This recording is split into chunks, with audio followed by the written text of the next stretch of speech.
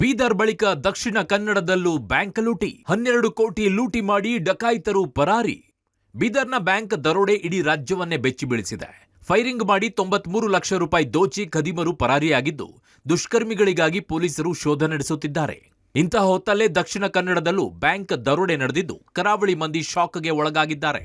ಈಗಾಗಲೇ ಒಂದು 5 ಲಕ್ಷ ನಗದು, ಆ ಬಳಿಕ ಎಲ್ಲವೂ ಸುಮಾರು ಒಂದು 10 ರಿಂದ 12 ಕೋಟಿ ಮೌಲ್ಯದ ಚಿನ್ನಾಭರಣ ಕಳುವಾಗಿದೆ ಅನ್ನುವಂಥದ್ದು ಈಗ ಪ್ರಾಥಮಿಕ ಮಾಹಿತಿಯಲ್ಲಿ ಲಭ್ಯ ಆಗಿರುವಂಥದ್ದು ನಾವು ಗಮನಿಸಬಹುದು. ಇದರ ಒಳಗೆ ಈಗ ಹಿರಿಯ ಅಧಿಕಾರಿಗಳು ACP ದರ್ಜೆಯ ಅಧಿಕಾರಿಗಳು ಬಂದಿರುವಂಥದ್ದು, ಜೊತೆಗೆ ಬೆರಳಚ್ಚು ತಜ್ಞರು, ಶ್ವಾನದಳ ಎಲ್ಲವೂ ಬಂದು ತಪಾಸಣೆಗಳನ್ನು ಮಾಡ್ತಿರುವಂಥದ್ದು. ಸದ್ಯದ ಮಟ್ಟಿಗೆ ಈ ಬ್ಯಾಂಕಿನ ಒಳಗಿದ್ದಂಥ ಸುಮಾರು 5 ಲಕ್ಷ ನಗದು, ಅದರ ಜೊತೆಗೆ ಚಿನ್ನಾಭರಣ ಸುಮಾರು 10 ಕೋಟಿಗೂ ಅಧಿಕ, ಸುಮಾರು 12 ಕೋಟಿವರೆಗೂ ಇರ್ಬೋದು ಅನ್ನುವಂಥದ್ದನ್ನು ಅಂದಾಜಿಸಲಾಗಿದೆ. ಕಾರಿನಲ್ಲಿ ಬಂದು ಬಂದೂಕು ತೋರಿಸಿ ರಾಬರಿ, ಬ್ಯಾಂಕ್ನಲ್ಲಿದ್ದ ಚಿನ್ನಾಭರಣ ನಗದು ಕಳುವು. ಕೋಟೆಕಾರು ವ್ಯವಸಾಯ ಸೇವಾ ಸಹಕಾರಿ ಸಂಘದ ದಕ್ಷಿಣ ಕನ್ನಡ ಜಿಲ್ಲೆ ಉಳ್ಳಾಲ ತಾಲೂಕಿನ KC ರೋಡ್ ಶಾಖೆಯಲ್ಲಿ ಡಕಾಯಿತಿ ನಡೆದಿದೆ. ಫಿಯೇಟ್ ಕಾರಿನಲ್ಲಿ ಆಗಮಿಸಿದ 5 ಆಗಂತುಕರ ತಂಡ ಬಂದೂಕು ತೋರಿಸಿ ಡಕಾಯಿತಿ ಮಾಡಿದ್ದಾರೆ. ಕೋಟೆಕಾರು ವ್ಯವಸಾಯ ಸೇವಾ ಸಹಕಾರಿ ಸಂಘದಲ್ಲಿದ್ದ ಚಿನ್ನ, ಒಡವೆ, ನಗದುಗಳೆಲ್ಲವೂ ಕೂಡ ದೋಚಿಕೊಂಡು ಪರಾರಿಯಾಗಿದ್ದಾರೆ. ಮಧ್ಯಾಹ್ನ 1 ಗಂಟೆ ಸುಮಾರಿಗೆ ಆಗಮಿಸಿದ್ದ 5 ಡಕಾಯಿತರು ರಾಬರಿ ಮಾಡಿದ್ದಾರೆ. ಇದರಲ್ಲಿ 5 ಲಕ್ಷ ನಗದು ಇದ್ರೆ ಇನ್ನುಳಿದಿದ್ದು ಚಿನ್ನಾಭರಣ, ಒಟ್ಟು 12 ಕೋಟಿ ನಗನಾಣ್ಯ ಲೂಟಿ ಮಾಡಿರುವುದಾಗಿ ಗೊತ್ತಾಗಿದೆ.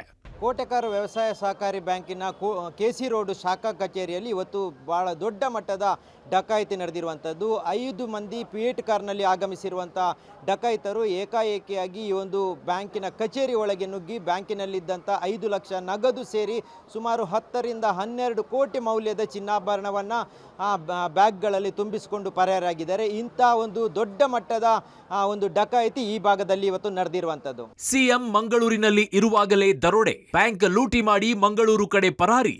ಡಕಾಯಿತರಿಗಾಗಿ ಪೊಲೀಸರ ತೀವ್ರ ಶೋಧ. ಮೇರಿ ಹಿಲ್ನಲ್ಲಿ ರಾಜೀವ್ ಗಾಂಧಿ ವಿಶ್ವವಿದ್ಯಾಲಯ ಪ್ರಾದೇಶಿಕ ಕೇಂದ್ರ ಕಟ್ಟಡದ ಶಂಕುಸ್ಥಾಪನೆಗಾಗಿ ಮುಖ್ಯಮಂತ್ರಿ ಸಿದ್ದರಾಮಯ್ಯ ಮಂಗಳೂರಿನಲ್ಲಿ ಇರುವಾಗಲೇ ಡಕಾಯಿತಿ ನಡೆದಿದ್ದು ಅಚ್ಚರಿಗೆ ಕಾರಣವಾಗಿದೆ.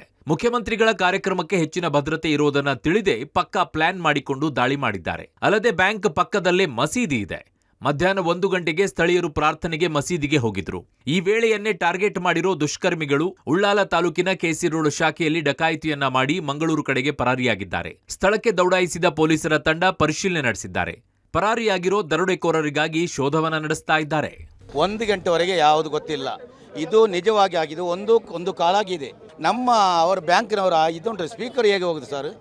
ಎರಡನೇ ವಿಷಯ, ಅಲ್ಲಿ ಸಿ ಕ್ಯಾಮೆರಾ ಉಂಟಲ್ಲ, 12:45 1 ಗಂಟೆ ಹಾಲಾಗೋದು ಹೇಗೆ? ಅದು 2 ವಿಷಯದಲ್ಲಿ ನಮ್ಮ ಈ ಬ್ಯಾಂಕಿನ ಶಾಪ್ನವರು ಉಂಟಲ್ಲ, ಅವರ ಕೈವಾಡ ಆಗಿರ್ಬೋದು. ನಾನು ಖಂಡಿತವಾಗಿ 100% ನಾನು ಹೇಳ್ತೇನೆ. ನಂದು ಚಿನ್ನ ಉಂಟು ಇಲ್ಲಿ, ಅದು ಶುಕ್ರವಾರ ದಿವಸನೇ ಆಗಬೇಕಂತ. ಆವತ್ತು ಶುಕ್ರವಾರ ದಿವಸ ಆಗಿದ್ದು, ಇವತ್ತು ಶುಕ್ರವಾರ ದಿವಸನೇ, ಅದೇ ಒಂದೇ ಟೈಮಲ್ಲಿ ಆಗಿದ್ದು.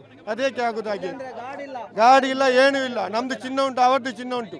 ಗಾಡಿ, ಸೆಕ್ಯೂರಿಟಿ ಗಾರ್ಡ್ ಯಾರು ಇಲ್ಲ ಇಲ್ಲಿ. 3 ಜನ ಮಾತ್ರ, ಹೆಂಗಸರು ಮಾತ್ರ ಇರೋದು. ಓಪನ್ ಇರುತ್ತೆ, ಎನಿ ಟೈಮ್ ಓಪನ್. ಒಂದು ಕೇರ್ಲೆಸ್.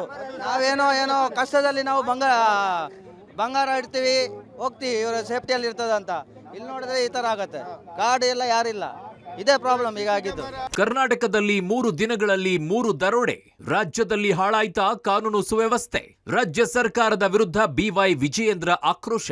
ರಾಜ್ಯದಲ್ಲಿ ಕಳೆದ 3 ದಿನಗಳಲ್ಲಿ 3 ಕಡೆಗೆ ದರೋಡೆ ನಡೆದಿದೆ. ಬೀದರ್, ವಿಜಯಪುರ ಬಳಿಕ ದಕ್ಷಿಣ ಕನ್ನಡದಲ್ಲೂ ರಾಬರಿ ಮಾಡಿದ್ದಾರೆ. ಹೀಗಾಗಿ ರಾಜ್ಯದ ಕಾನೂನು ಸುವ್ಯವಸ್ಥೆ ಬಗ್ಗೆಯೇ ಅನುಮಾನ ಮೂಡಿದ್ದು, ರಾಜ್ಯ ಸರ್ಕಾರದ ವಿರುದ್ಧ ಬಿಜೆಪಿ ರಾಜ್ಯಾಧ್ಯಕ್ಷ BY ವಿಜಯೇಂದ್ರ ಕಿಡಿಕಾರಿದ್ದಾರೆ. ದೇಶದಲ್ಲಿ ಯಾವುದೇ ರಾಜ್ಯದಲ್ಲಿ ಈ ರೀತಿ ಘಟನಾವಳಿಗಳು ನಡೀತಾ ಇಲ್ಲ. ಕರ್ನಾಟಕದಲ್ಲಿ ಮಾತ್ರ ಈ ರೀತಿ ನಡೀತಾ ಇದೆ ಅಂತ ಹೇಳಿದ್ರೆ, ಈ ದೇಶದ್ರೋಹಿಗಳು ಏನಿದ್ದಾರೆ, ಕೆಲವರು ಅಲ್ಪಸಂಖ್ಯಾತರಲ್ಲಿ ದೇಶದ್ರೋಹಿಗಳು ಏನಿದ್ದಾರೆ, ಇವ್ರನ್ನ ಮಟ್ಟ ಆಗ್ತಕ್ಕಂಥ ಕೆಲಸ ರಾಜ್ಯ ಸರ್ಕಾರ ಮಾಡ್ತಾ ಇಲ್ಲ. ಹಾಗಾಗಿ ಯಾರು ಏನ್ ಬೇಕಾದ್ರೂ ಮಾಡ್ಬೋದು. ಒಂದ್ ರೀತಿ ನಮ್ಮ ರಾಜ್ಯದಲ್ಲಿ ಕಾನೂನು ಯಾವುದು ಕೂಡ ಇಲ್ಲ. ಗೃಹ ಸಚಿವರು ಇದ್ರ ಬಗ್ಗೆ ಮಾತನಾಡ್ತಾ ಇಲ್ಲ. ಈ ಕಾಂಗ್ರೆಸ್ ಸರ್ಕಾರದ ಅಲ್ಪಸಂಖ್ಯಾತ ತುಷ್ಟೀಕರಣದ ರಾಜಕಾರಣದ ನೀತಿಗಳೇನು ಅನುಸರಿಸ್ತಾ ಇದ್ದಾರೆ, ಇದರ ಪರಿಣಾಮನೇ ಈ ರೀತಿ ಘಟನೆಗಳು ನಡೀತಾ ಇದೆ ಕರ್ನಾಟಕ ರಾಜ್ಯದಲ್ಲಿ. ರಾಜ್ಯದಲ್ಲಿ ಕಾನೂನು ಸುವ್ಯವಸ್ಥೆ ಹದಗೆಟ್ಟಿದೆ ಅನ್ನೋದಕ್ಕೆ ಈ ಕೋಟೆಕಾರ್ನಲ್ಲಿ ನಡೆದಿರುವಂಥ ಬ್ಯಾಂಕ್ ದರೋಡೆ ಪ್ರಕರಣ ಮತ್ತೊಂದು ಸಾಕ್ಷಿಯಾಗಿದೆ. ಬೀದರ್ನಲ್ಲಿ ನಡೆದಿರುವಂಥ ದರೋಡೆಯ ಬೆನ್ನಲ್ಲೇ ಈಗ ಮಂಗಳೂರಿನಲ್ಲೂ ಇದೇ ರೀತಿಯಾದಂಥ ಒಂದು ಪ್ರಕರಣ ಬೆಳಕಿಗೆ ಬಂದಿದೆ. ಜೊತೆಗೆ ಈ ಬ್ಯಾಂಕಿನಲ್ಲೂ ಎಲ್ಲ ರೀತಿಯಾದಂಥ ವ್ಯವಸ್ಥೆಗಳು ಇಲ್ಲದೇ ಇರುವಂಥ ಕಾರಣಕ್ಕಾಗಿ, ಅದು CC ಕ್ಯಾಮೆರಾ ಆಗಿರ್ಬೋದು ಅಥವಾ ಸೆಕ್ಯೂರಿಟಿ ಗಾರ್ಡ್ ಆಗಿರ್ಬೋದು, ಯಾವುದೇ ರೀತಿಯಾದಂಥ ಭದ್ರತೆ ಇಲ್ಲದಿರುವಂಥ ಕಾರಣಕ್ಕಾಗಿ ಭದ್ರತಾ ವೈಫಲ್ಯವೇ ದರೋಡೆಕೋರರಿಗೆ ಬಹಳಷ್ಟು ಸಹಕಾರಿಯಾಗಿದೆ ಅನ್ನುವಂಥದ್ದು ಅಭಿಪ್ರಾಯ ಕೇಳಿ ಬರ್ತಾ ಇದೆ. ಒಟ್ನಲ್ಲಿ ಮಠಮಠ ಮಧ್ಯಾಹ್ನ ನಡೆದ ಡಕಾಯಿತಿ ಮಂಗಳೂರನ್ನೇ ಬೆಚ್ಚಿ ಬೀಳಿಸಿದೆ.